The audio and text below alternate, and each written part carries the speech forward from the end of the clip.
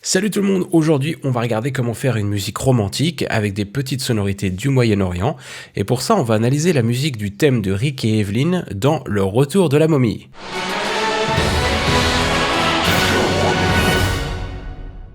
Le Retour de la momie sorti en 2001 est la suite directe du film La momie sorti en 99. Je précise puisqu'il y a plusieurs versions de la momie, dont une avec Tom Cruise qui est une sorte de reboot un peu trop réchauffé à mon goût. Cogne le réalisateur au visage un bon coup dans sa putain de gueule. Dans le film d'aujourd'hui, donc, l'histoire suit les aventures de la famille O'Connell qui sont passionnés par l'Égypte ancienne et qui, 8 ans auparavant, avaient survécu à la terrible momie Imhotep. Lors de leur dernière expédition, ils découvrent le bracelet du roi Scorpion qui va les confronter à nouveau à la momie. Bref, la scène que l'on va analyser se trouve au début du film, alors qu'il rentre tout juste de l'expédition. Rick parle de prendre des vacances, mais Evie lui demande avec ses petits yeux doux, vous les femmes, vous savez comment nous parler, elle lui demande de faire une toute dernière expédition en rapport avec le bracelet du roi Scorpion. Already packed?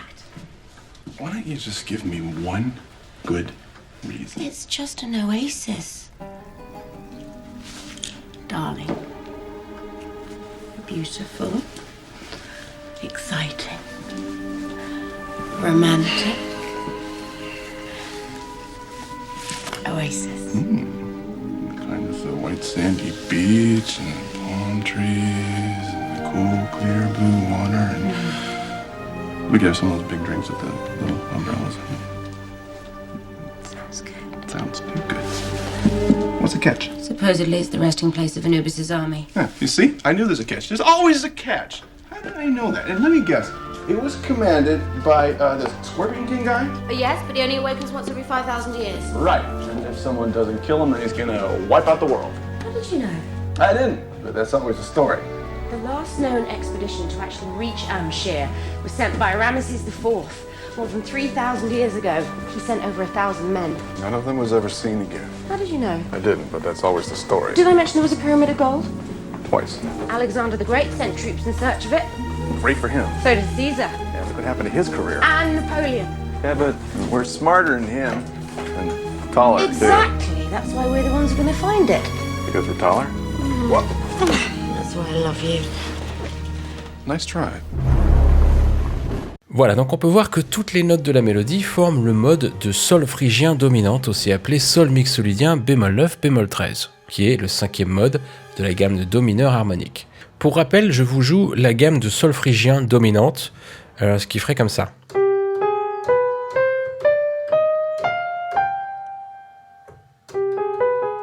Et le thème commence comme ça. Ce mode est souvent utilisé en musique à l'image pour illustrer le désert ou le sable qui sont la grande spécialité d'Anakin. Donc là on a vraiment un thème qui donne des indices sur la passion des personnages pour l'Égypte et l'archéologie. Sauf que les accords qui accompagnent ce thème ne sont pas tous issus de l'harmonisation de ce mode. On a le mi bémol et le si bémol qui ne font pas partie de sol phrygien dominante. Le mi bémol, pour rappel, il était augmenté en sol phrygien dominante. Or ici, Alan Silvestri fait une tonicisation de mi bémol majeur avec mi bémol majeur ici, puis si bémol et ensuite fa mineur, qui sert d'accord pivot pour revenir en sol phrygien dominante ici. Et on peut voir que le fa mineur est en fait le bémol 7 mineur 7. Donc c'est un accord en commun.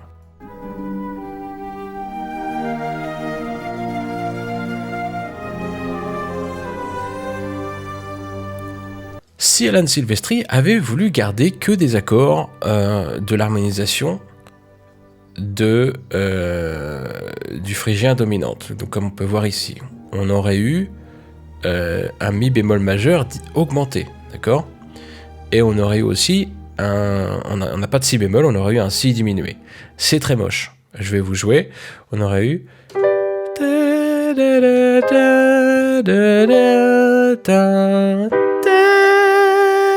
et après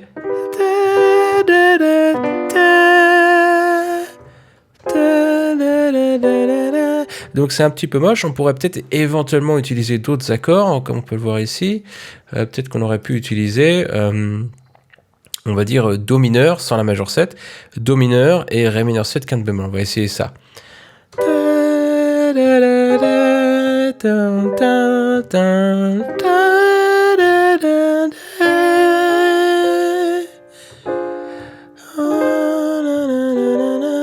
Ça marche, mais c'est pas vraiment super, quoi. Donc on comprend un petit peu la volonté de Silvestri de sortir un petit peu de cette gamme et d'aller chercher une autre gamme, d'aller chercher ailleurs. En fait, il s'est fait porter par la mélodie.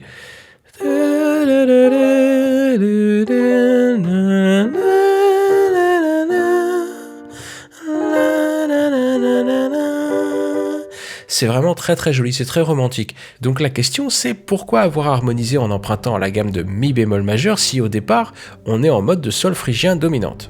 Eh bien c'est à cause de leurs points communs. Les accords sol et mi bémol sont situés à un intervalle de tierces majeures l'un de l'autre. En théorie on appelle ça une progression médiante. Qu'est-ce que c'est que ce nom à la mort, moi le meuil? Eh bien je vais vous le dire.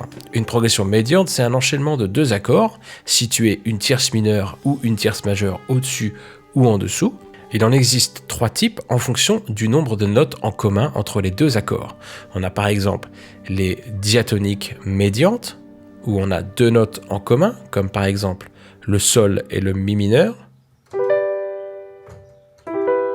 où on a sol et si, qui sont en commun aux deux accords.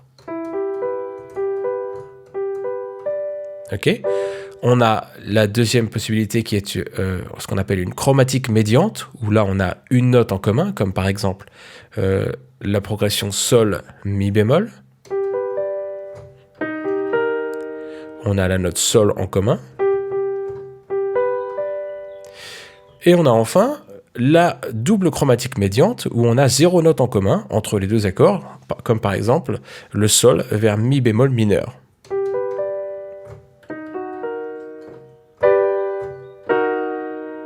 Voilà. Alan Silvestri est un expert des progressions médiantes. Il les utilise pour faire des progressions d'accords, mais aussi pour moduler dans d'autres tonalités. Juste après ce thème romantique, la musique souligne les dialogues et monte en crescendo lorsque Rick se rend compte que sa femme veut l'emmener dans une autre aventure. Mais il se doute bien qu'il y a anguille sous roche comme d'habitude. Sounds good. What's the catch? Alors là c'est intéressant parce qu'on se rend compte qu'on est toujours en sol phrygien dominante. On a sol et la bémol lydien. Ça crée une sorte de tension quelque part, mais c'est pas une tension qui fait peur, c'est une tension un petit peu genre qu'est-ce qui se passe? Et alors ce qu'il faut se dire aussi c'est que en général le mode lydien est utilisé pour les trucs d'aventure. Donc là c'est intéressant de le voir en mode un petit peu tension. Après qu'est-ce qu'on a? On module vers le thème d'aventure. Alors ça, c'est le thème d'aventure du film. On va écouter ça.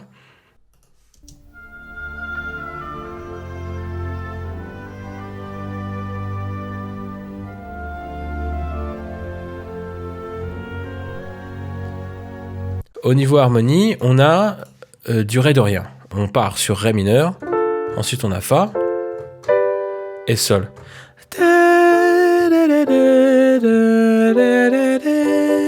Alors ça sont les accords typiques du ré mineur dorien, enfin de ré dorien. C'est utilisé en musique de film à toutes les sauces, en général pour exprimer tout ce qui est espoir et aventure machin. Après on a une sorte de modulation, on a une modulation chromatique médiante. Donc rappelez-vous, la modulation chromatique médiante, je viens de le dire, c'est quand on a une note en commun entre les deux tonalités ou entre les deux accords. Donc là, on était en ré mineur dorien et on va passer en si dorien.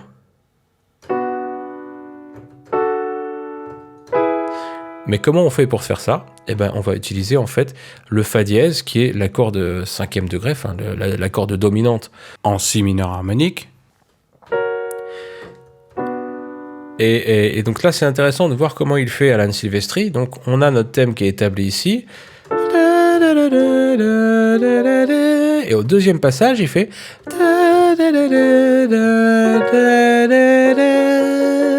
Donc, il module un petit peu légèrement sa mélodie. Enfin, il transforme sa mélodie pour que ça puisse marcher sur l'accord de 5e degré qui nous emmène sur...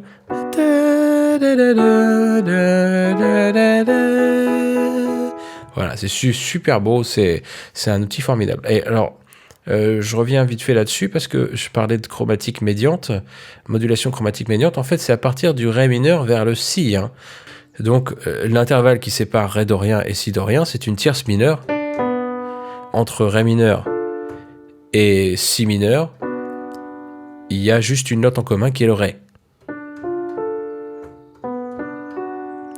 Donc, une note en commun veut dire chromatique médiante. Donc on a une progression chromatique médiante ou, si vous préférez, une modulation chromatique médiante entre Ré mineur dorien et Si mineur dorien.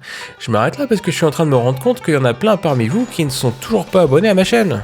Donc si c'est le cas, c'est par ici. Maintenant, pourquoi est-ce qu'il a utilisé cet outil à ce moment-là? C'est ça qui est intéressant de se poser comme question. Une progression chromatique médiante ou faire une modulation chromatique médiante, c'est bien, mais il faut qu'il y ait un intérêt à l'image. Donc qu'est-ce qui se passe à l'image qui nécessite d'avoir une modulation à ce moment-là? On va regarder ça. On va rejouer à partir donc du thème d'aventure. How did I know that? And let me guess, it was commanded by the Scorpion King guy? Yes, but he only awakens once every 5,000 years. Right. And if someone doesn't kill him, then he's gonna wipe out the world. How did you know? I didn't, but that's always the story. Donc d'abord on a l'exposition où il fait What's the catch? Qu'est-ce que c'est quoi le deal? Et donc il explique, Evie explique quelque chose, et puis après il fait wow, laisse-moi deviner, ce serait pas le truc qui se passe comme ça, un truc bidule. Et effectivement, ça se passe comme ça. Il fait oh, comment tu savais? Et ensuite la musique module à nouveau quand il devine un autre truc. Donc on a un exemple parfait ici de musique qui suit le dialogue sans distraire le spectateur des dialogues, c'est-à-dire qu'on comprend très très bien les dialogues, et en plus la musique supporte vraiment les dialogues, c'est-à-dire que la musique suit les plateaux de pensée des gens. Et ça, c'est beau. Merci Jean-Claude, t'es le meilleur. Alors là, ce qui est intéressant de se poser comme question, c'est pourquoi est-ce qu'on va vers Sol? À partir du... Pourquoi est-ce qu'à partir de ça, il s'en va vers Sol?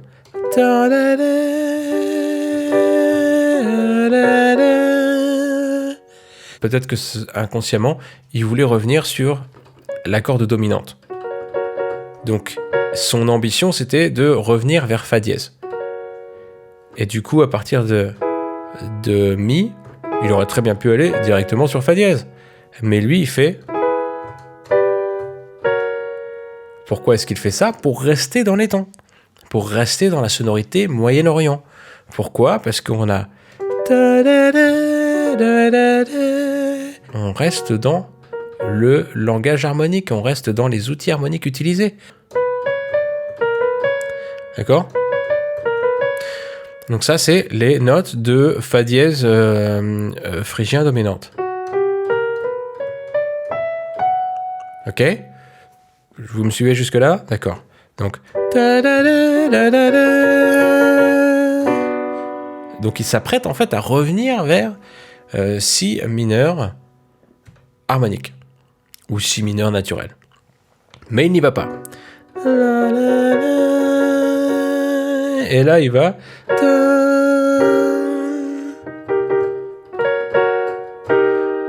Et là, on a encore une progression qui est une progression chromatique médiante encore.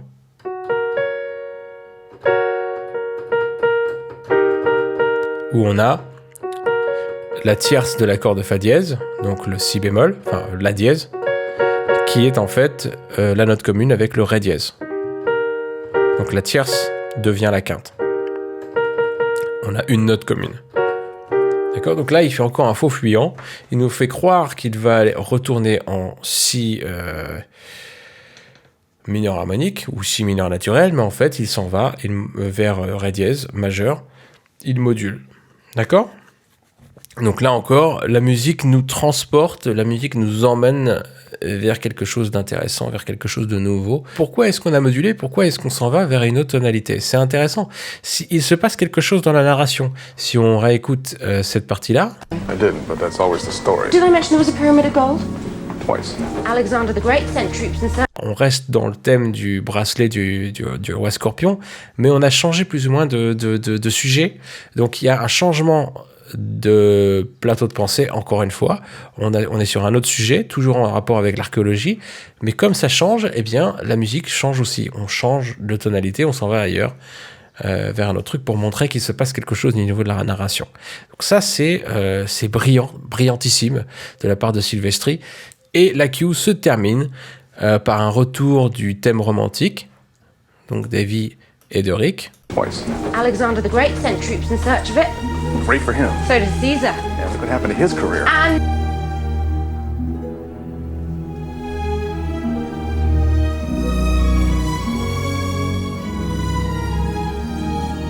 Voilà. Et là, on a un petit point de calage qui est assez intéressant. Au moment où la musique résout, d'accord, donc il la prend dans ses bras.